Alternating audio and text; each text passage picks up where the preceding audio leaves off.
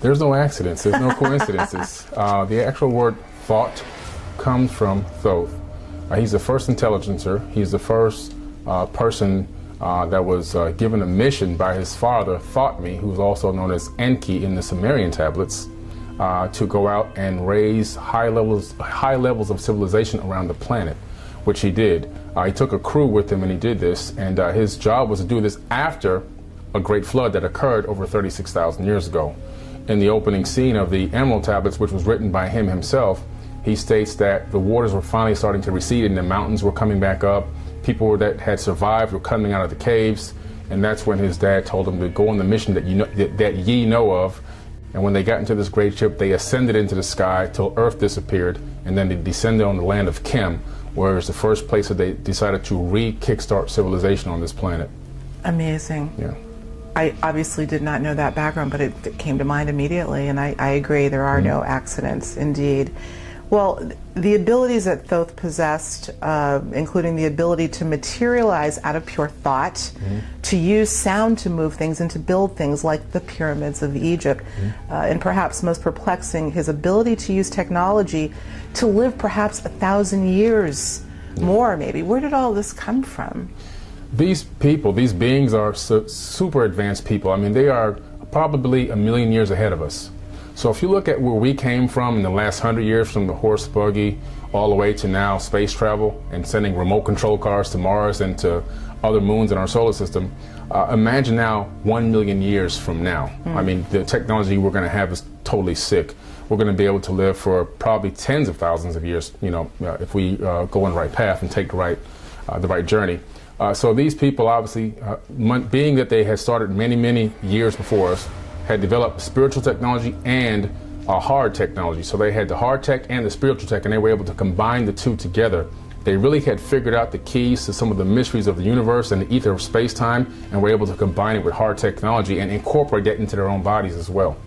So it's an incredible feat that they were able to do.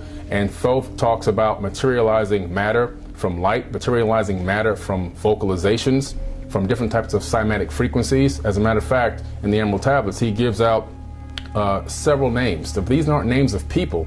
These are actually frequencies. They look like names, but they're frequencies. So when you utter these frequencies, you alter your reality tunnel. And you're supposed to use this in times of need and desperation and so forth if you want to correct the path that you're on. But it's all about frequencies, cymatics, vibrations, and photonic energy. This is what Tesla said, did he not? Absolutely. Interesting. Absolutely. Wow. And Billy, what's the best evidence that Thoth was actually a flesh and blood being? I mean, it seems we're really talking about a soul frequency that was, and I say possibly is, currently able to move about different bodies. Could this be the case? And was Thoth a walk-in at times, you think? It's very possible. He could be multidimensional. I mean, he often talked about being able to go through portals into other dimensions and also visit other planets. One thing about him is that he had talked about developing these avatar bodies. So I believe that he was a physical being because he would transfer his consciousness from one avatar body to the next. So he would go into an avatar body, which is just like in the movie Avatar, unbelievably, a humanoid body, and he would walk, he said he would walk amongst men. And then while he was in that body, the other body he left, he would put in the halls of Amenti underneath the Great Pyramid in these chambers, which they just found, chambers about 1 mile deep underneath the Great Pyramid. They're really there. This is just recently, a recent discovery. Yeah. And in the halls of Amenti were these rejuvenation chambers, and he would put the body in there for 100 years while he walked amongst men and did whatever else he did. Then he would come back, and he claimed to have done this 100 times. So that's 100,000 years alone, just 100,000 years of him transferring from body to body, walking amongst men. Other evidence that shows that he was a physical person was the fact that he had ruled, documented now in the Egyptian hieroglyphs, ruled over Egypt for 14,000 years in the ancient past. He also was seen by people in Mesoamerica. When he left Africa, he took Olmecs with him, African Olmecs, and they went and kickstarted the Teotihuacan civilization in Mexico, where he was seen by people like the Mayans and the Aztecs and everything else, and he was called Viracocha, Quetzalcoatl, How did they Kukulkan. recognize him? Well, they didn't recognize him as far as knowing that he was Thoth, but he came there with his magic science, which translates into advanced technology, and his architecture, He was there. He became their god. In other words, he never wanted to be called a god, but they deified him because they couldn't, a less advanced civilization, when they look at somebody that's that high tech and that advanced, they automatically believe it's a god. So they became cargo cults. The Mayans, the Aztecs, they became cargo cults of the Teotihuacans, who were an advanced Atlantean civilization that came across from Africa, led by Thoth, and started building an advanced civilization there. The Mayans actually never built anything in Mexico. The Mayans came and inherited what the Teotihuacan had already left behind. And then that's when they deified Thoth as a god. But Quetzalcoatl, they call him Viracocha, he's been Kukulkan, he's been Lord Pecado, he's been all these different names. People have seen him, they've described him.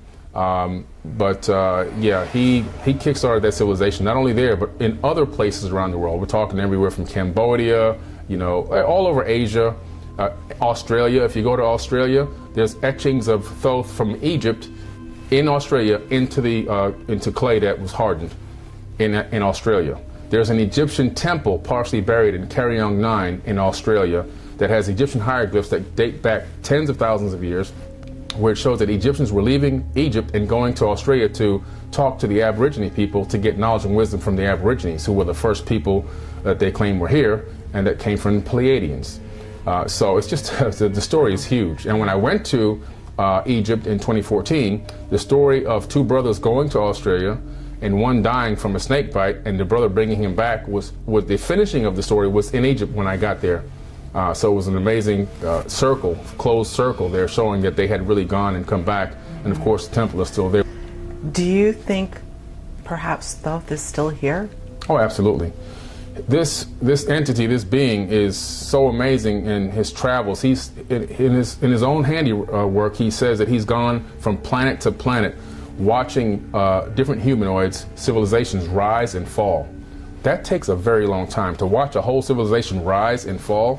So he's talking about cycles of time and how everything has a cycle, and no matter where you go, all cycles are the same because they're governed by the cycles of the universe, which is like the second law of thermodynamics and entropy, where things start at an organized state and move to kind of a more disorganized state, and then at some point it resets and starts over again. So he's gone from planet to planet doing this. He says, many of the worlds I've traveled, and I've seen many of the men on their worlds rising as high as the stars in the night, falling as low as in the depths. So he's seen all of this with his own eyes.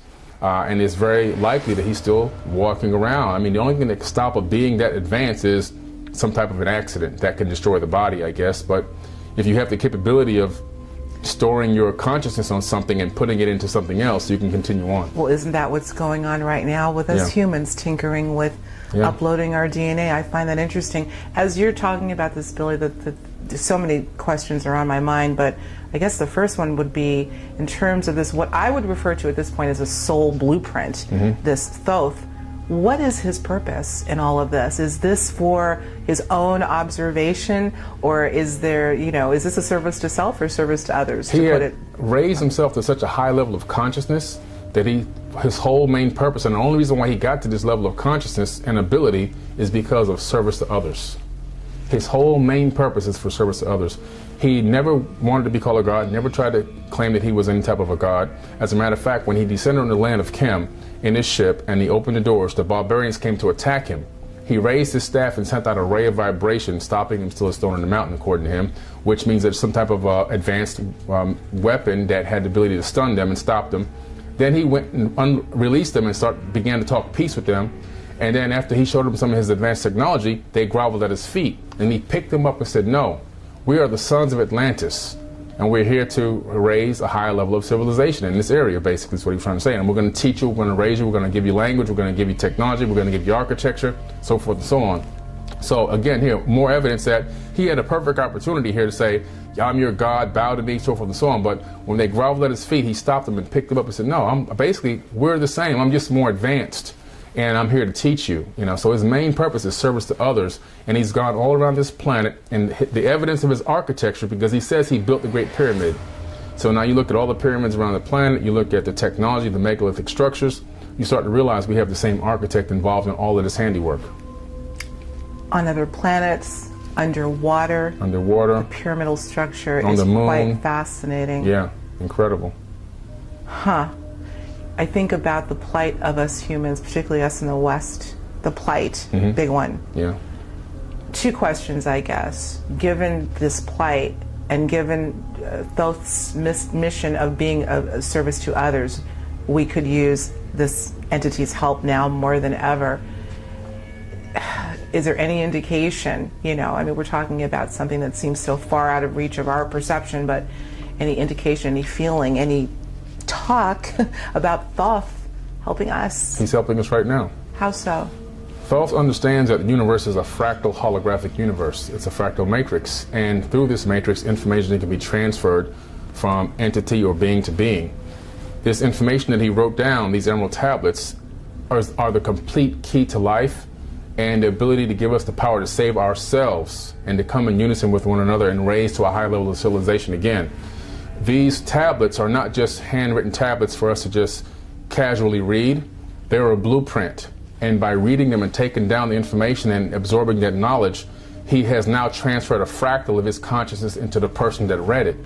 Now thereby continuing on over and over and over again and becoming like a conscious virus that is spreading right now as we speak all over the planet through my work, through the work of Gerald Clark and others who have written about this, and getting all these millions of people now reading these emerald tablets, finding out these discoveries, making the correlation between ancient times, metaphysics, and current quantum physics, and now, and finding out where we were and where we're supposed to be headed to.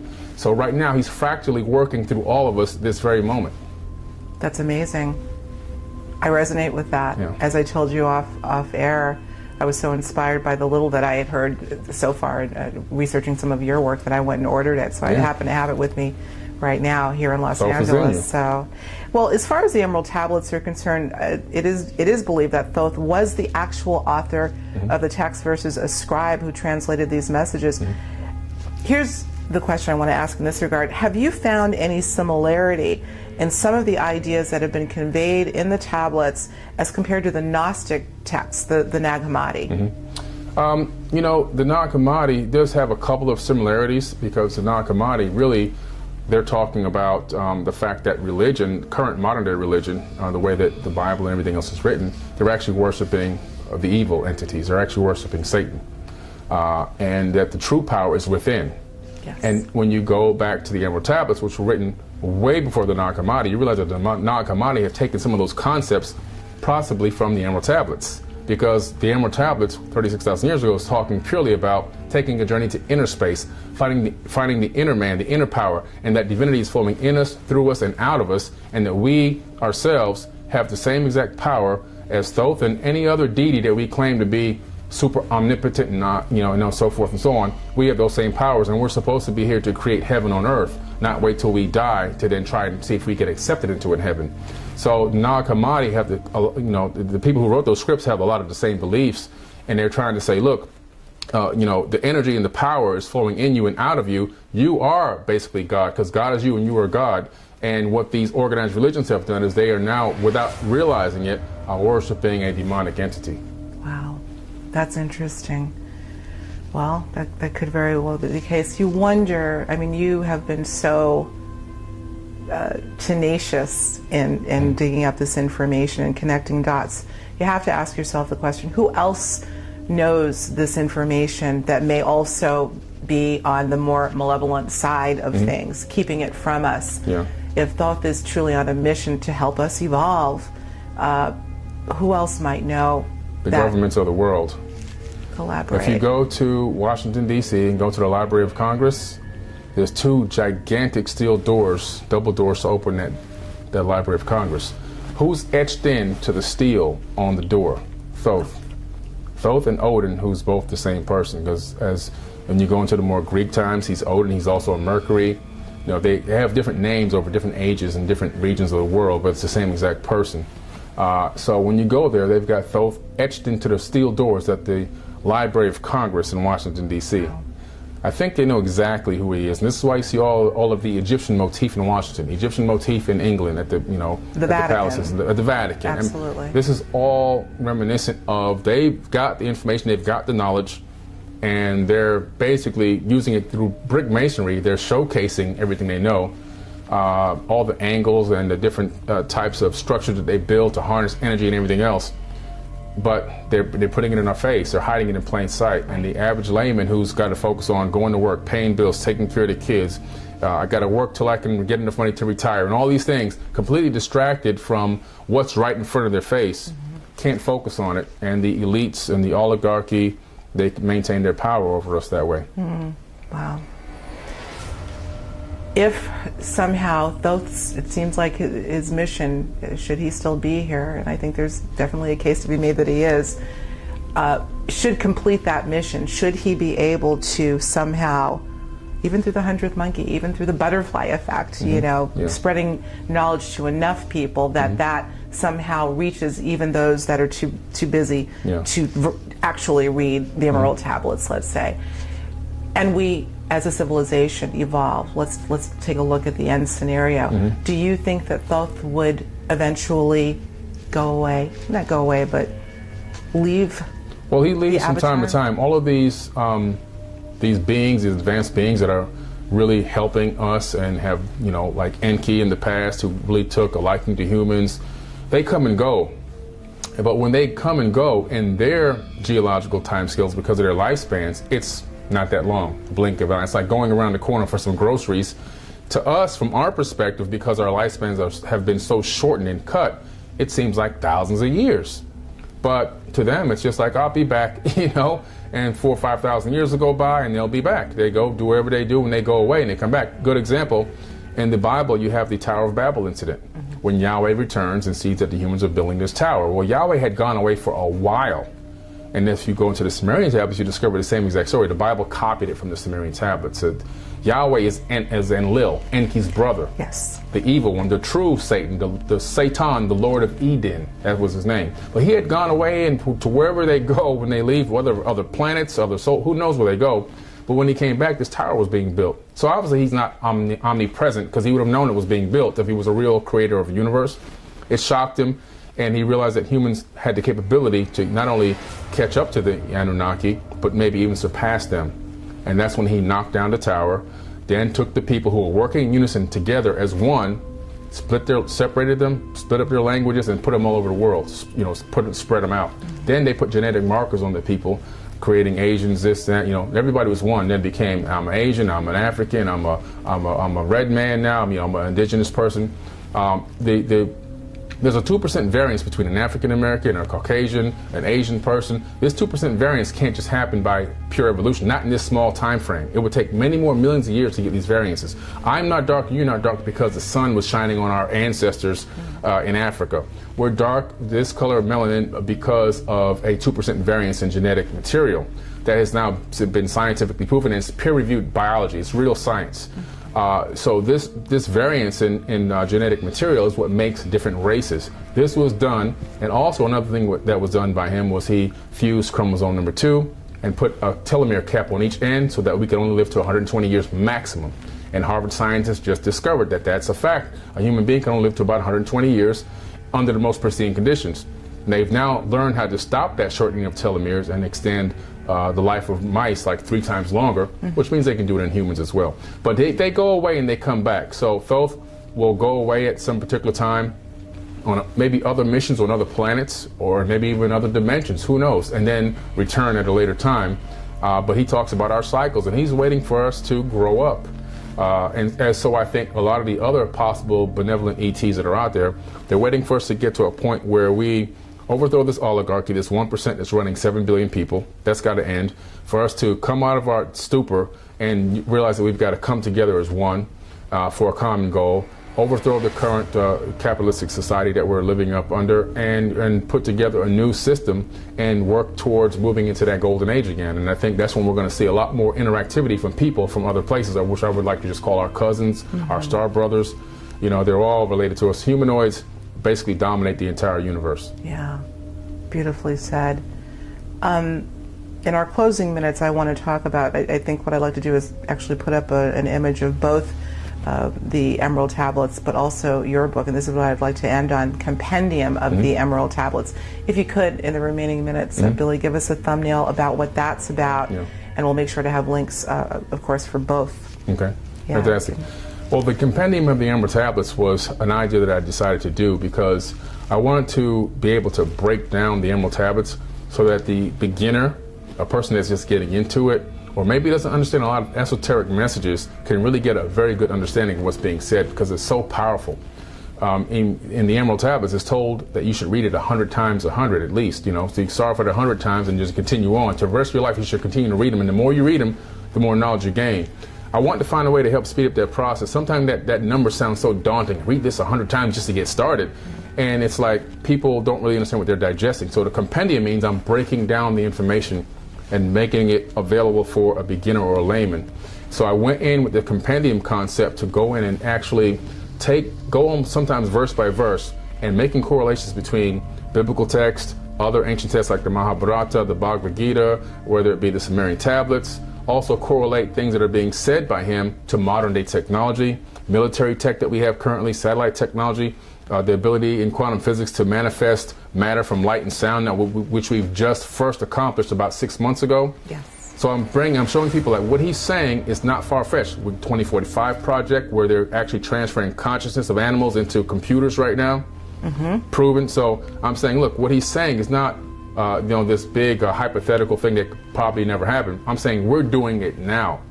So I'm bringing it all together, showing them that what happened in the ancient past is currently happening right now. We're probably just rediscovering these ancient technologies or these abilities right now in modern times. And I try to put it all together, break down the esoteric information and the metaphysics to where a person can really understand it, digest it, and use it in their everyday life.